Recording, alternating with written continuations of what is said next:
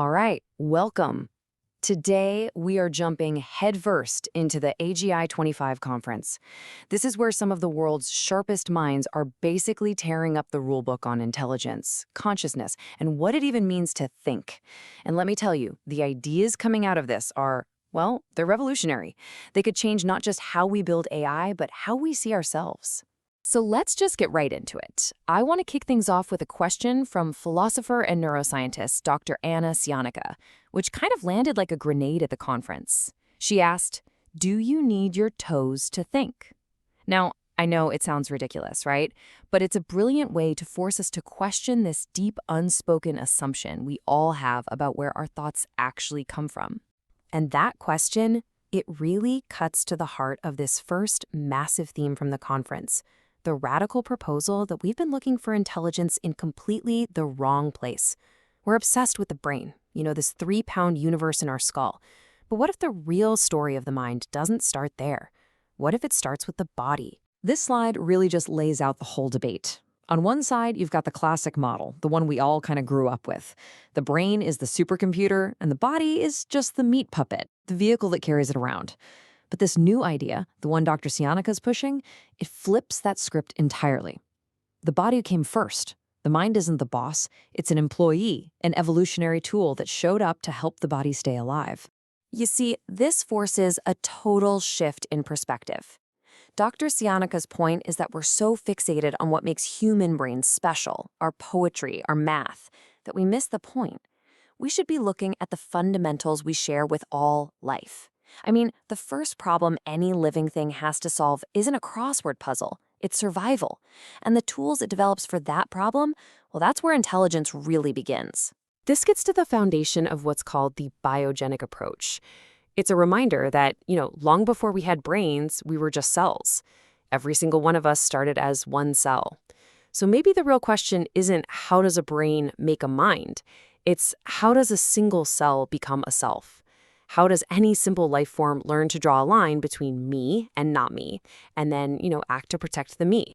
And if you look at our own evolution, this makes so much sense. The body has been processing information for an incredibly long time. Just think about your immune system for a second. It's a vast distributed network, constantly solving the incredibly complex problem of self versus not self. It's intelligent. The nervous system, the thing we're so obsessed with, was a later upgrade. It was basically an add-on to help manage a system that was already smart. Okay, so that's the biological, the body-first perspective. But at the very same conference, another group of thinkers was coming at this from a completely different angle. They're trying to ground the mind not in our biological wetware, but in software. They're chasing the proverbial ghost in the machine. And this is where AI researcher Dr. Yasha Bach drops his idea of cyber animism. I know, it sounds a little mystical, right? But it's actually a deeply computational idea. He's saying, what if we thought of spirits or a soul as just an ancient term for a self-organizing piece of software? The difference between a living thing and a dead thing, say a cat and a rock, isn't just the materials. It's that the cat is running a very sophisticated, coherent software program designed to keep itself going.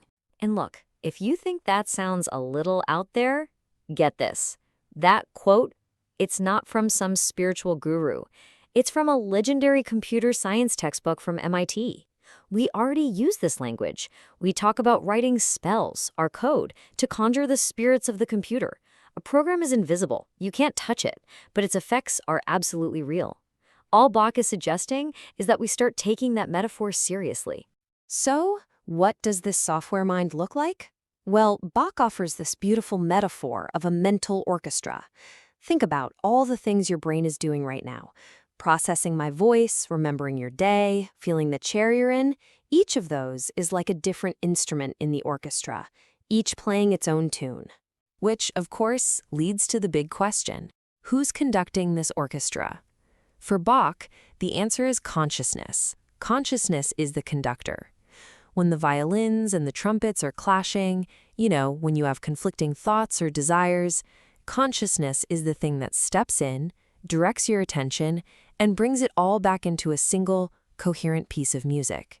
It creates your unified experience of now. Okay, So we've got these two incredible competing visions of the mind. Is it a garden that grows from the body, or is it a spirit conjured in a machine? But this brings up a huge practical problem. If we ever actually build one of these things, how on earth do we prove it's actually sentient and not just faking it? And this is where we crash right into the famous philosophical zombie problem. I mean, think about it. How do you know that I'm conscious? You don't. You're just taking my word for it based on how I'm acting. An advanced AI could get so good that it could mimic love, pain, joy perfectly.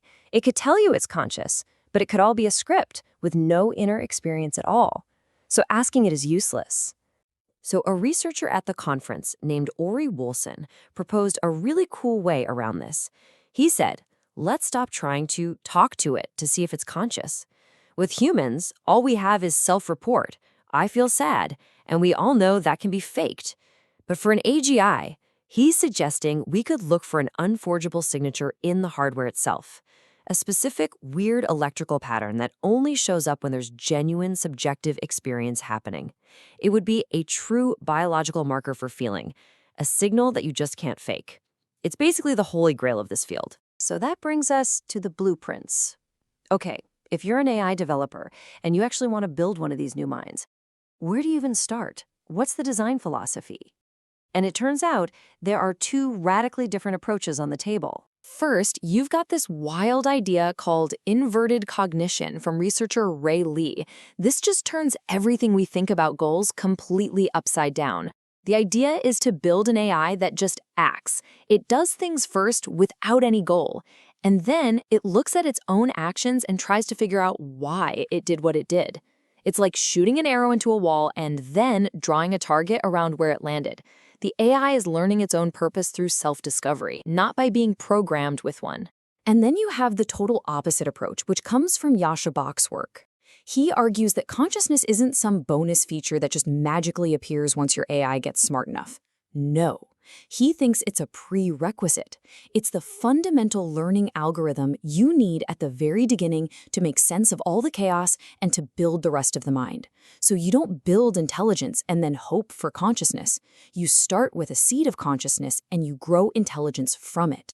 And that brings us to our final section, where we come full circle back to Dr. Xionica, who offered what might be the most profound reframing of this entire problem by forcing us back to our own messy, biological, human beginnings.